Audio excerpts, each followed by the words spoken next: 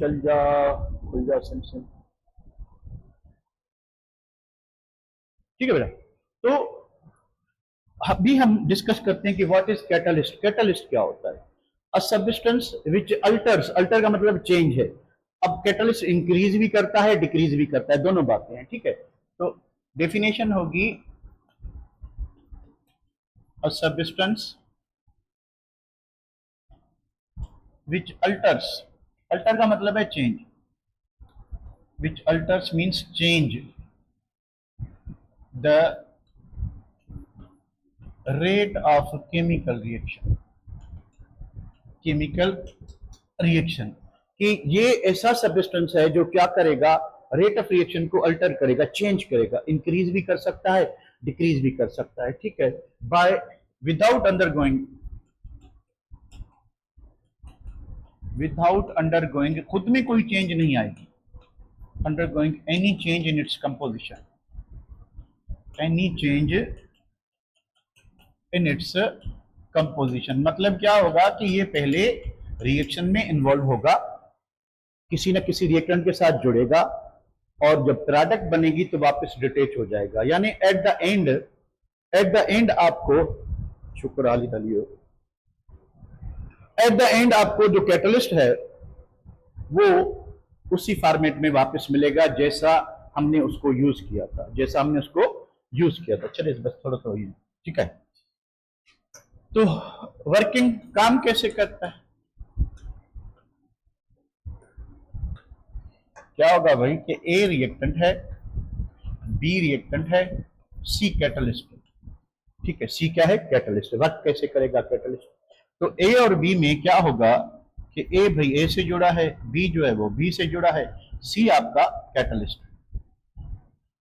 ठीक है, तो पहले क्या होगा कि दोनों रिएक्टेंट आके इससे चिपकेंगे। ठीक है भाई, ए बी सी, इसको कहते हैं, क्या कहेंगे, इसको कहेंगे इंटरमीडिएट कॉम्प्लेक्स,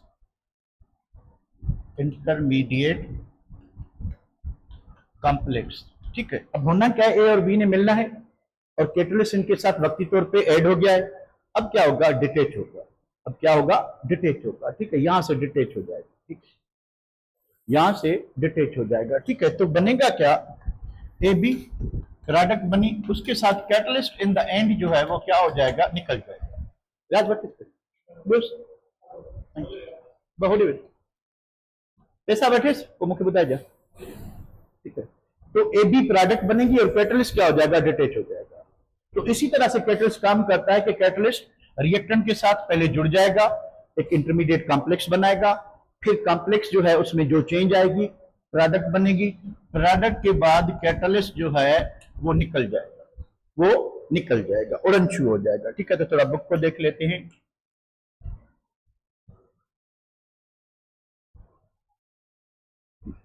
ये कैटलिस्ट है। ठीक है, कैटलिस्ट क्या करता है, कैटलिस्ट रिएक्शन को एक नया पाथवे देता है। ठीक है,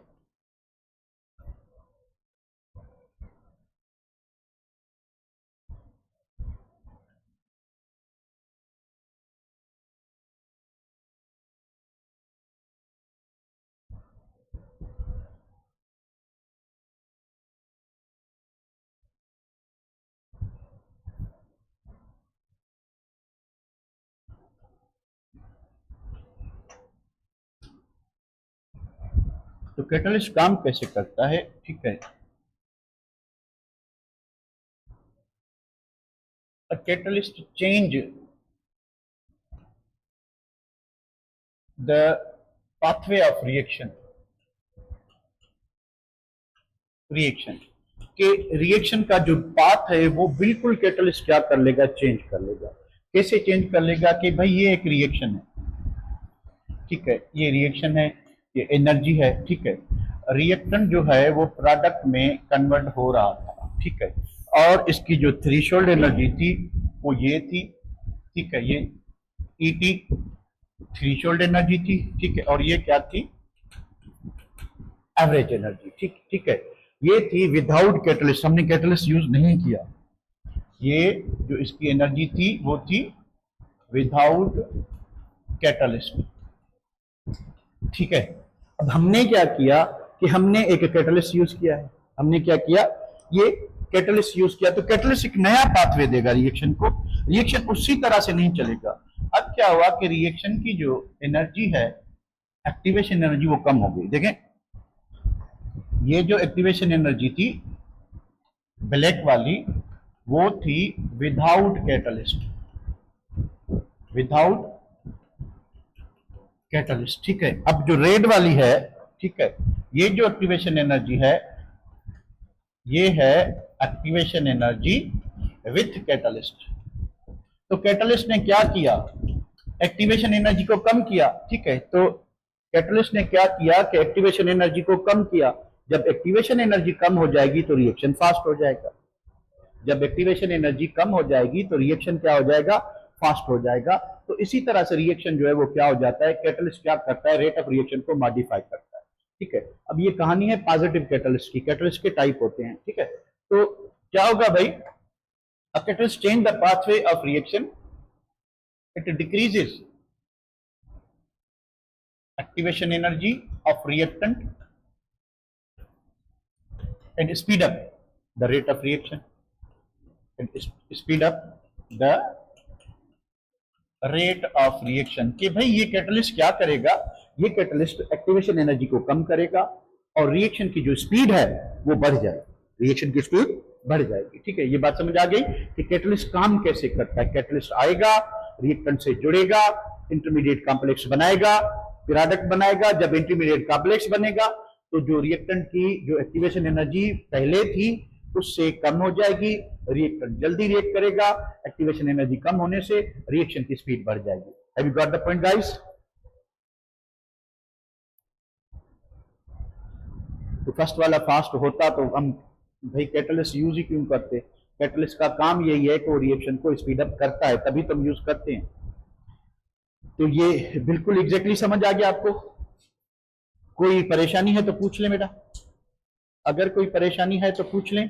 अब हम करेंगे कैटलिस्ट की टाइप करेंगे।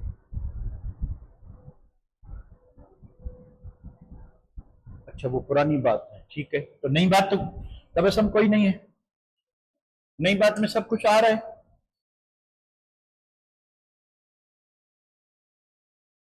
अगर किसी को प्रॉब्लम है तो अभी पूछ लें, वरना मैं एंड में पूछूंगा आपसे, ठीक है। अगर प्रॉब्लम है तो मैं बिल्कुल स्लो चल रहा हूँ, क्लास में मे भी स्पीड ज्यादा हो, तो यहाँ पे इसलिए स्लो चल रहा हूँ ताकि आपको आता जाए कि क्या क्या हम करते जा रहे हैं, ठीक है बेटा?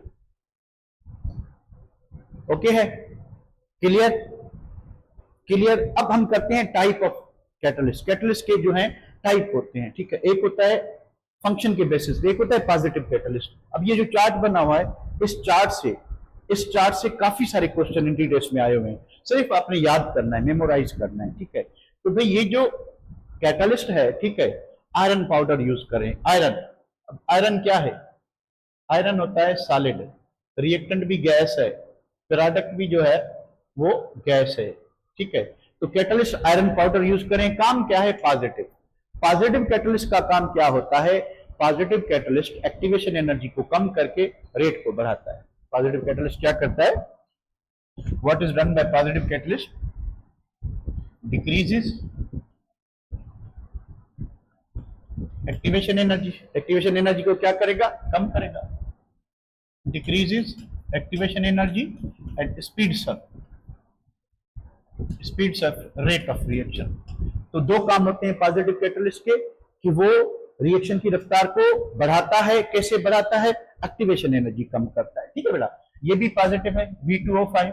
अब V2O5 क्या होता है, सॉलिड होता है, ठीक है, जबकि रिएक्टेंट जो है वो गैस है, ठीक है। तो V2O5 जो है वो पॉजिटिव कैटलिस्ट है, तो ये भी क्या करेगा, एक्टिवेशन एनर्जी को लो करके रेट ऑफ रिएक्शन बढ़ाएगा, ठीक है। ये जो पोटेशियम डाइक्लोरेट 2 ट्राई, तो मैग्नीज डाइऑक्साइड भी पॉजिटिव है, ठीक है, और ये दो नेगेटिव दिए है। तो अगर क्लोरोफॉर्म जो है, ये भी इंटीग्रेस में आया हुआ है, ठीक है। अगर क्लोरोफॉर्म ऑक्सीडाइज करते हो तो आपको कार्बोनाइल क्लोराइड एक जहरीली गैस है वो मिलेगी, HCl मिलेगा। 2% इथाइल अल्कोहल नेगेटिव कैटलिस्ट का काम करता है। तो नेगेटिव कैटलिस्ट क्या करता है, decreases rate of reaction, decreases rate of reaction not by increasing. आपके जहन में यही आ रहा होगा कि एक्टिवेशन इंक्रीज करेगा, नहीं, एक्टिवेशन एनर्जी को ये टच नहीं करता, ठीक है। जो नेगेटिव कैटलिस्ट है वो रेट को कम करता है, ठीक है, स्लो करता है, रिएक्शन की स्पीड नहीं बढ़ाता, वो पॉजिटिव बढ़ाता है। तो पॉजिटिव कैटलिस्ट काम कैसे कर रहा था कि वो एक्टिवेशन एनर्जी को कम करके, ठीक है, रेट बढ़ा रहा था। और जो नेगेटिव कैटलिस्ट है वो एक्टिवेशन एनर्जी को बढ़ा के रेट स्लो नहीं करता, ये क्या करेगा, किसी ना किसी रिएक्टेंट के साथ चिपक जाएगा, किसी ना किसी रिएक्टेंट के साथ चिपक जाएगा, ठीक है। ग्राफ इसका नहीं होता, ठीक है, रिएक्टेंट के साथ चिपक जाएगा, ठीक है। तो रेट डिपेंड करता है कंसंट्रेशन पे। रिएक्टेंट ने कन्वर्ट होना था प्रोडक्ट में, मिसाल के तौर पे ए और बी दो रिएक्टेंट है, ठीक है। तो अगर हम यहां पे डिस्कस करें टाइप्स ऑफ कैटलिस्ट, तो कैटलिस्ट होता है पॉजिटिव, कैटलिस्ट होता है नेगेटिव, ठीक है बेटा, कैटलिस्ट होता है बायो, फिर कैटलिस्ट होते हैं होमोजीनियस, और कैटलिस्ट होते हैं हेट्रोजीनियस, हेट्रोजीनियस, ठीक है।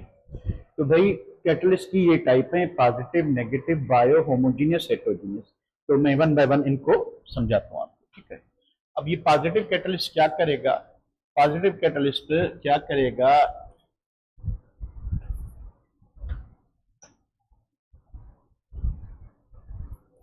increases rate of reaction by decreasing activation energy, by decreasing activation energy। तो ये रेट इस वजह से इंक्रीज करेगा, इसकी जो वर्किंग मैकेनिज्म है वो ये है कि ये एक्टिवेशन एनर्जी को इफेक्ट करता है, रिएक्टेंट की एक्टिवेशन एनर्जी कम करके देगा। रिएक्टेंट की जब एक्टिवेशन एनर्जी कम हो जाएगी, ठीक है, तो क्या होगा कि रिएक्शन फास्ट हो जाएगा। अब नेगेटिव कैटलिस्ट काम कैसे करता है, देखें, ए बी, ठीक है, रिएक्टेंट है, ठीक है, और सी कैटलिस्ट, ठीक है। अब रेट किस पे डिपेंड करेगा बेटा, rate is directly proportional to concentration of A and concentration of B, ठीक है। रेट किस पे डिपेंड करेगा, कंसंट्रेशन ऑफ ए और कंसंट्रेशन ऑफ बी पे।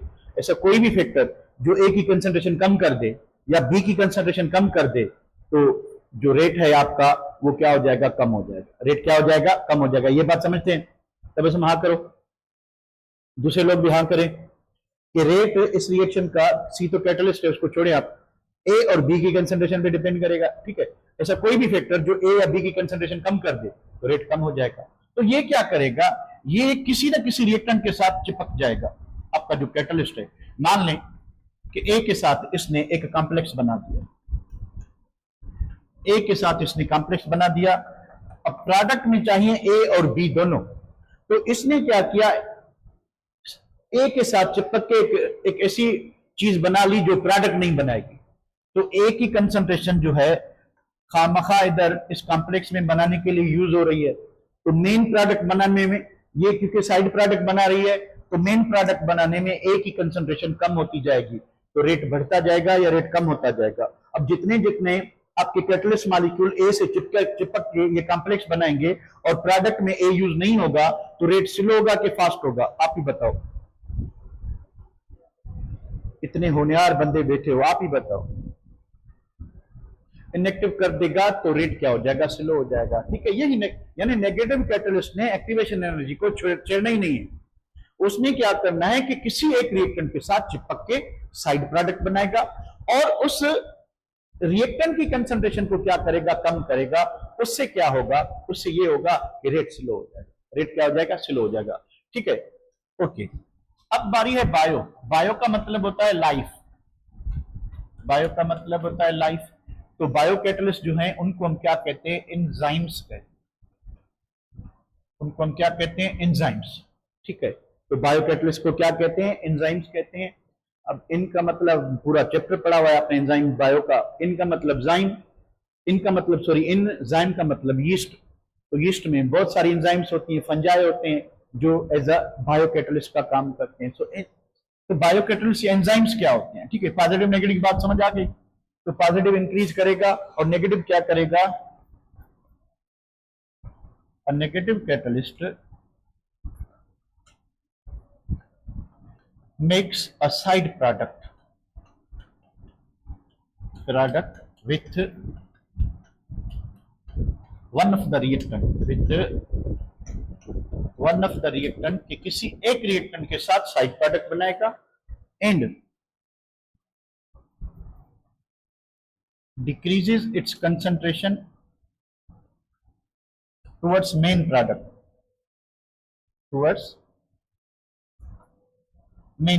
देखें दो प्रोडक्ट बन रही होंगी, एक और होगी, एक मेन होगी मेजर प्रोडक्ट, एक माइनर होगी। माइनर में क्या होगा कि कैटलिस्ट साइड प्रोडक्ट बना रहा है, ठीक है। तो साइड प्रोडक्ट में जितने रिएक्टेंट के मॉलिक्यूल्स इंगेज हो जाएंगे वो तो प्रोडक्ट नहीं बनाएंगे, तो रेट क्या हो जाएगा, स्लो हो जाएगा, ठीक है। प्रोडक्ट हेंस मुर्गियां rate will be slow down, rate जो है वो स्लो हो जाएगा। गाल समझ आ गई बेटा, पॉजिटिव और नेगेटिव की पूरी बात समझ आ गई। एक मिनट जॉन आते हैं इस पे एंजाइम पे, ये वाली बात क्लियर हो गई, चलिए ये बताएं, ठीक है। ओके ओके, अब बात ये है कि बायो कैटलिस्ट पे आते हैं, एंजाइम्स क्या होते हैं।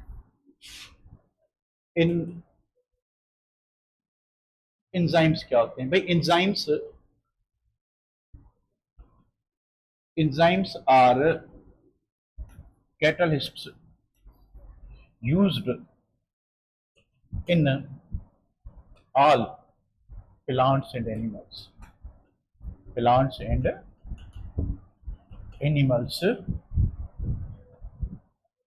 तो एंजाइम्स एक नेचुरली अकरिंग कैटलिस्ट हैं जो आपको plants, animals, protozoans, micro organism जो है उन सब में मिलेंगे। यानी जितनी भी लिविंग चीजें हैं, ठीक है, फिर वो माइक्रो ऑर्गेनिज्म हो, यूनिसेल्युलर हो, मल्टी सेल्युलर हो, प्लांट्स हो, एनिमल हो, हर्ब्स हो, शर्ब्स हो, जानवर हो, इंसान हो, सब में एंजाइम्स होते हैं। काम क्या होता है, एंजाइम्स जो है दे आर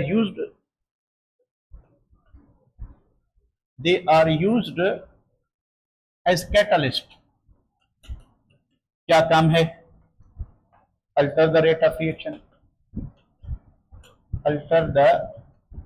रिएक्शन, अब ज्यादातर एंजाइम जो हैं वो क्या करती हैं, रेट को बढ़ाती हैं, ज्यादातर एंजाइम रेट को बढ़ाती हैं, पर कभी कभी एंजाइम अच्छा काम नहीं करती, कभी कभी एंजाइम अच्छा काम नहीं करती, तो हम उसमें कोफैक्टर या कोएंजाइम लगाते हैं या कोई साल्ट लगाते हैं ताकि उसकी परफॉर्मेंस बेहतर हो सके, ठीक है। तो they are used as catalyst, alter the rate of reaction in biomolecules. What are biomolecules, bio मतलब लाइफ, जो जिंदा चीजों में जो मॉलिक्यूल होते हैं उनको बायोमॉलिक्यूल कहेंगे। बायोमॉलिक्यूल कौन हो गए, एक दो नाम बताएं, कौन हो गए।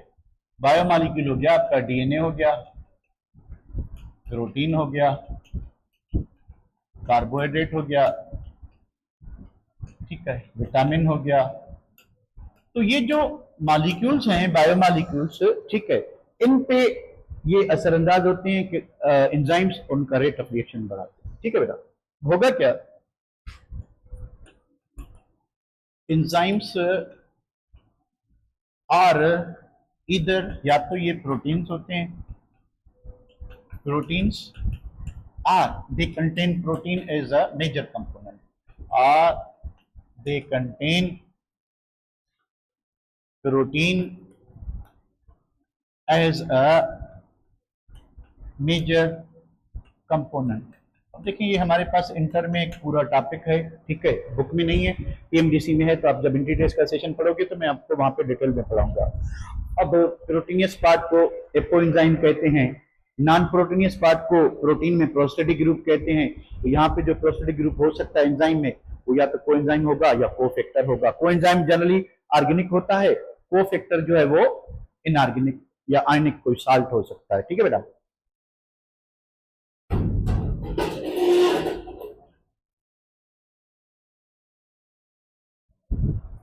काम क्या है इनका, काम भी ज्यादातर रेट ऑफ रिएक्शन को इंक्रीज करना है, ठीक है, रेट ऑफ रिएक्शन को इंक्रीज करना है, ठीक है। अच्छा, उसके बाद क्या चीज है भाई, एंजाइम कैसे काम करता है। अब आपने पढ़ा हुआ है की एंड लॉक मैकेनिज्म, ठीक है। एंजाइम में भाई ये एक रिएक्टेंट है, ये दूसरा रिएक्टेंट है, ये ए है, ये बी है, ठीक है। ए और बी रिएक्ट कर रहे हैं और ये आपकी एंजाइम है, ठीक है।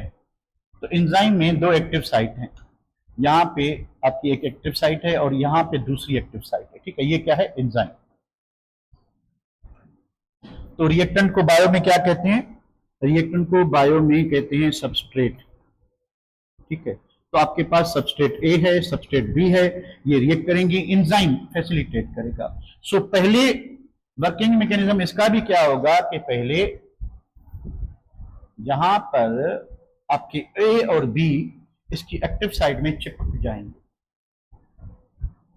ए और बी, ये जो साइट है जहां पर ए और बी चिपकेंगे, इसको क्या कहते हैं बच्चों, इसको कहते हैं एक्टिव साइट। इसको क्या कहते हैं, एक्टिव साइट। और ये मॉडल हम कौन सा, अगर बायो वाले हो तो बताओ, मॉडल हम कौन सा डिसाइड पढ़ रहे हैं, की एंड लॉक मॉडल है या इंड्यूस फिट मॉडल है, किसकी बात कर रहे हैं। ये जो हमने शेप बनाया हुआ है, ये की एंड लॉक मॉडल है कि इंड्यूस फिट मॉडल है। जल्दी जल्दी जल्दी, पढ़ा हुआ है आप लोगों ने। ये की एंड लॉक मॉडल है, ठीक है, यानी एग्जैक्टली वही स्पेस खाली है जहां पे रिएक्टेंट फिट हो सकता है। इंड्यूस में क्या होता है कि रिएक्टेंट का शेप अलग हो, एंजाइम की जो वैकेंसी है एक्टिव साइट की वो अलग हो, और एंजाइम अपना शेप चेंज कर ले, फ्लेक्सिबली चेंज कर ले, तो वो इंड्यूस फिट मॉडल होता है। तो इसको कहेंगे, इसको क्या कहेंगे हम, enzyme substrate complex, enzyme substrate complex कहेंगे, ठीक है। यहां पे एंजाइम अपना काम करेगी, इनकी एक्टिवेशन एनर्जी कम करके ए बी प्रोडक्ट बनाएगी, प्लस एंजाइम जो है वो वापस उसी फॉर्मेट में दोबारा आ जाएगी। तो एंजाइम अलग हो गई, प्रोडक्ट अलग हो गई। तो कैटलिस्ट और एंजाइम का सेम वर्किंग मैकेनिज्म है कि एट द एंड दोनों क्या हो जाते हैं, प्रोडक्ट में सेपरेट हो जाते हैं, ठीक है। तो इतना ही काफी है। वैसे तो बहुत चीजें एंजाइम में, कि एंजाइम किसकी बनी होती है, कोएंजाइम क्या है, कोफैक्टर क्या है, एंजाइम कैसे काम करता है, वो मैंने आपको सिंपली बता दिया। कहाँ काम करता है, बायोमॉलिक्यूल्स में, प्लांट्स में, एनिमल्स में, जितनी भी लिविंग थिंग्स हैं उसमें प्रोटोजोन्स भी आ गए, यूनिसेल्युलर भी आ गए, मल्टीसेल्युलर भी आ गए, ठीक है, प्लांट्स भी आ गए, एनिमल्स भी आ गए, ह्यूमंस भी आ गए, सारे आ गए, इंसेक्ट भी आ गए।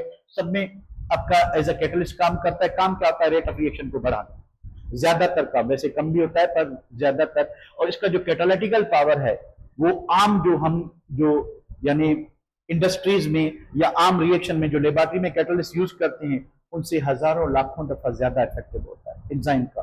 देखिए आपने जो भी रिएक्शन पढ़ा होगा जिसमें हम कैटलिस्ट यूज करते हैं, 400 से 500 डिग्री सेंटीग्रेड हम टेम्परेचर यूज करते हैं, जबकि एंजाइम्स उन्हीं रिएक्शंस को हमारी बॉडी के अंदर जस्ट 37 डिग्री सेंटीग्रेड पे कर रहा होता है, जस्ट 37 पे। और हम बाहर कितना टेम्परेचर चाहिए, हमें बहुत चाहिए। तो ये किसकी मेहरबानी होती है, ये होती है एंजाइम की मेहरबानी। किसकी मेहरबानी होती है, एंजाइम की मेहरबानी। Have you got the point guys, बात समझ आ गई। तो इसको जितना फैलाएं वो अब बायो में फैलाना और हम इंटर में फैलाएंगे रास्ता जो है, ठीक है। अब एक और बात है, ठीक है, अगर रिएक्टेंट और कैटलिस्ट, अब रिएक्टेंट गैस और ये क्या है, सॉलिड है, इसको कहते हैं हेट्रोजीनियस कैटलिस्ट। अगर रिएक्टेंट की स्टेट जो है फिजिकल स्टेट और हो, कैटलिस्ट की और हो, तो थोड़ा छोटा करके मैं लिखता हूं कि भाई गैस है और जो कैटलिस्ट है वो सॉलिड है। तो अगर रिएक्टेंट और कैटलिस्ट की स्टेट सेम नहीं है तो इस कैटलिस्ट को कहते हैं हेट्रोजीनियस। क्या कहते हैं, हेट्रोजीनियस। तो ये हेट्रोजीनियस है, ठीक है। अब ये सॉलिड है, ये भी सॉलिड है, ये भी सॉलिड है, ठीक है। मुझे बताएं, अब ये भी सॉलिड है, तो यहां पे जो कैटलिस्ट है मैंगनीज डाइऑक्साइड, होमो है हेट्रो है, मैंगनीज डाइऑक्साइड। और रिएक्टेंट को, प्रोडक्ट को नहीं देखना हमने, रिएक्टेंट की फिजिकल स्टेट और आपके कैटलिस्ट की फिजिकल स्टेट दोनों सॉलिड हैं, होमो होगा, ठीक है बेटा। अब ये होता है लिक्विड, ठीक है, और ये क्लोरोफॉर्म भी जो है वो लिक्विड है पर ये गैस है, तो ये क्या होगा, हेट्रो होगा, ठीक है। डिकम्पोजिशन ऑफ ये हाइड्रोजन पेरोक्साइड गैस है, ठीक है। ग्लिसरीन लिक्विड है, सॉरी हाइड्रोजन पेरोक्साइड लिक्विड होता है, तो ये क्या हो जाएगा, होमो हो जाएगा। ठीक है, अच्छा ये क्या हो जाएगा, हेट्रो, ये क्या हो जाएगा, हेट्रो। ठीक है, तो इसको मैं सेव करता हूं।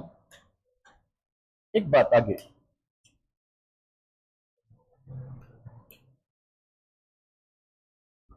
तो होमोजेनियस कैटलिस्ट कौन से होंगे, all those reactions in which catalyst and reactants are in same phase. Same phase का मतलब है सेम फिजिकल स्टेट में हो। सेम फेस का मतलब क्या है, सेम फिजिकल स्टेट में हो। तो एसिड बेस कैटलिस्ट ये देखें, एक्वस पानी में है, एक्वस पानी में है, एक्वस पानी में है। तो ये जो कैटलिस्ट है और ये जो रिएक्टेंट है एक ही फेस में मौजूद हैं, तो इनको हम क्या कहेंगे, उसे क्या कहेंगे, इसको होमोजीनियस कहेंगे। यानी रिएक्टेंट की और कैटलिस्ट की जो स्टेट है वो सेम होनी चाहिए। ये बात अभी समझ आ गई कि रिएक्टेंट, रिएक्टेंट ये है, दोनों हैं, दोनों एक्वस हैं, और आपका जो कैटलिस्ट है वो भी एक्वस है, तो इसको हम वो कहेंगे। ठीक है, ऑटो को दोबारा करते हैं। अब हेट्रो का अभी मैंने आपको बताया, ये भी गैस, ये भी गैस, कैटलिस्ट सॉलिड है, तो हेट्रोजीनियस होगा। ये भी गैस, ये भी गैस, कैटलिस्ट सॉलिड है, तो ये क्या होगा, हेट्रोजीनियस होगा। ठीक है, एंजाइम हमने कर लिया। ऑटो की बात करते हैं, आखिरी कैटलिस्ट। तो इसको इधर ही कर लेते हैं। अब ऑटो कैटलिस्ट होता क्या है, ठीक है, हमने क्या किया कि एक रिएक्शन था जो स्लोली हो रहा था, हमने कैटलिस्ट यूज नहीं किया था। एक रिएक्शन था जिसमें हमने क्या किया, ठीक है, कि हमने कैटलिस्ट यूज नहीं किया, रिएक्शन स्लो हो रहा था। जैसे ही रिएक्शन में प्रोडक्ट बनी, जैसे ही रिएक्शन में प्रोडक्ट बनी, कोई एक प्रोडक्ट एज अ कैटलिस्ट काम करे, कोई एक प्रोडक्ट, यानी हमने कैटलिस्ट यूज नहीं किया, रिएक्शन में खुद प्रोडक्ट बनी, उस वो प्रोडक्ट खुद ब खुद एज अ कैटलिस्ट काम करे, तो ये जो ऑटो जनरेटेड कैटलिस्ट है, हमने तो यूज नहीं किया था, रिएक्शन ने खुद प्रोड्यूस किया है, तो इसको हम कहेंगे ऑटो कैटलिस्ट। यानी self generated, auto generated catalyst, जो प्रोडक्ट बन रही है वो जो है एज अ कैटलिस्ट काम करे, तो उसको हम ऑटो कैटलिस्ट कहते हैं। तो एग्जांपल दिया हुआ है कि जब ये रिएक्शन हम करते हैं, पोटाशियम परमैंगनेट, और ये आपका ऑक्सीडाइजिंग एजेंट है, ये रिड्यूसिंग एजेंट है, और ये सल्फ्यूरिक एसिड है, तो मैंगनीज +2 बनता है। ठीक है, इधर का मैंगनीज +7। कोई सियाना बंदा बताए, सियाना बंदा बताए कि भाई ये जो KMnO4 है +7 से +2 हो गया है, तो क्या हुआ है, इसमें ऑक्सीडाइज हुआ है, रिड्यूस हुआ है, कितने इलेक्ट्रॉन लॉस किए हैं, गेन किए हैं, इसने 5 इलेक्ट्रॉन क्या किए हैं, 5 इलेक्ट्रॉन इसने गेन किए हैं। ठीक है बेटा, तो ये जो मैंगनीज बन रहा है ये एज अ कैटलिस्ट काम करेगा। तो हमने तो यहाँ पे कोई कैटलिस्ट का यूज नहीं किया, हमने कोई कैटलिस्ट यूज नहीं किया, ये प्रोडक्ट एज अ कैटलिस्ट काम करेगी। तो ये जो सेल्फ जनरेटेड कैटलिस्ट है, ऑटो जनरेटेड कैटलिस्ट है, इसको हम कहते हैं, क्या कहते हैं, ऑटो कैटलिस्ट कहते हैं। तो इसके साथ ये आपका जो चैप्टर है वो पूरा हो गया। आए हम एक्सरसाइज करते हैं। ठीक है, MCQs आप बताते जाओ, मैं करता जाता हूं। ठीक है, बताएं जरा क्या होगा, पहले में आराम से पढ़ें, जल्दबाजी ना करें, सही आंसर दें। For a hypothetical reaction X plus Y, if concentration of X is doubled, the rate increases by square, यानी X का पावर हो गया 2, X का पावर क्या हो गया 2। ठीक है, if you double the Y rate double, तो Y का पावर 1 हो गया। ठीक है, increases by twice, अच्छा X और Y रिएक्टेंट है। ठीक है, तो बताएं कौन सा इसका रेट ला क्या होना चाहिए, एक के लिए स्क्वायर हुआ, दूसरे के लिए डबल हुआ, तो एक का पावर 1 होगा, दूसरे का 2 होगा, तो X में 1 हो, Y में 2 हो, कौन सा होगा, X में सॉरी 2 हो और Y में 1 हो, C होगा। ठीक है, आए सेकंड क्वेश्चन पे, the unit of rate constant for first order, second inverse होता है, सेकंड इनवर्स होता है। Rate constant of a reaction is affected by temperature, concentration से इफेक्ट नहीं होता, कंसंट्रेशन से रेट ऑफ रिएक्शन चेंज होता है। ठीक है, पर रेट कांस्टेंट चेंज नहीं होता, रेट कांस्टेंट सेम ही रहता है। चौथे में आए, the purpose of using catalyst in chemical reaction is to change, क्या चेंज करते हैं, क्या चेंज करेंगे, सी एक्टिवेशन एनर्जी। चलिए भाई नीचे आए, the overall order of reaction in which rate law is equal to K, तो ओवरऑल रेट ऑफ रिएक्शन क्या होगा, in which R is equal to K. अब ये देखें ये कंडीशनल है, ठीक है, कंडीशनल है क्योंकि के का मतलब है कि स्पेसिफिक रेट कांस्टेंट है, हर रिएक्टेंट की कंसंट्रेशन यूनिट ही लेती है। अब अगर एक रिएक्टेंट ए है तो फर्स्ट ऑर्डर होगा, दो ए और बी हैं, दोनों को 1 1 मोल लिए हैं, तो फिर आपका क्या हो सकता है, फिर आपका सेकंड फिर थर्ड हो सकता है। तो इस तरह से नहीं बता सकते, पर इस क्वेश्चन को देखते हैं बाद में। चलिए भाई ये सेव करते हैं, आ गया।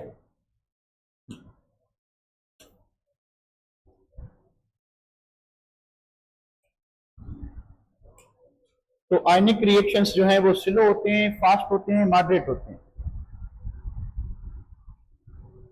फास्ट होते हैं, ठीक है। अभी हमने टेबल में देखा था decomposition of H2 inhibited by glycerine था, ठीक है, ग्लिसरीन था, ठीक है। The best alternative for velocity of reaction is, velocity of reaction का जो अल्टरनेटिव वो instantaneous of reaction, instantaneous rate को ही हम वेलोसिटी ऑफ रिएक्शन कहते हैं, ठीक है बेटा। नीचे आए, in the reaction A is equal to B, the rate of disappearance is written as, तो डिसअपीयर कौन होगा, A होगा, तो जिसमें माइनस A हो, जिसमें माइनस A हो, ठीक है बेटा, हो गया, ठीक है। इसको भी सेव करते हैं। तो हम एक टॉपिक और करेंगे, पर आप 10 मिनट ब्रेक करें। अब 10 मिनट ब्रेक करें, तो हमने एक लंबी सी टॉपिक करनी है, ठीक है। और उस लंबी सी टॉपिक का नाम है, हम जाते हैं सीधा लास्ट चैप्टर पे, इलेक्ट्रोकेमिस्ट्री स्टार्ट करते हैं। हम करेंगे ऑक्सीडेशन नंबर। ऑक्सीडेशन नंबर आपको आना चाहिए, ठीक है। ऑक्सीडेशन 9th मैंने देखा नहीं, जो भी है वो कर लें खुद, ठीक है। तो ऑक्सीडेशन नंबर हम करेंगे, ऑक्सीडेशन नंबर करने के बाद बाकी कल क्लास में करेंगे, ठीक है। तो अभी हम ऑक्सीडेशन नंबर करेंगे, तो एक छोटी नहीं बहुत बड़ी टॉपिक है, ठीक है। वो करने के बाद सरभजन आ जाएंगे, तो वो आपकी क्लास